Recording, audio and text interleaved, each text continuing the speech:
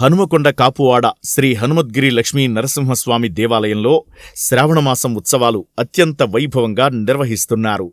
ఉత్సవంలో భాగంగా ఆలయంలో లక్ష్మీ నరసింహస్వామి కళ్యాణోత్సవం అలాగే సుదర్శన నారసింహ హవనాన్ని అత్యంత వైభవంగా నిర్వహించారు. ఆలయ వ్యవస్థాపక ధర్మకర్త ప్రధాన అర్చకులు కలబంద సంపత్కుమార్ ఆధ్వర్యంలో నీవు ఉత్సవాన్ని అత్యంత వైభవంగా నిర్వహించారు.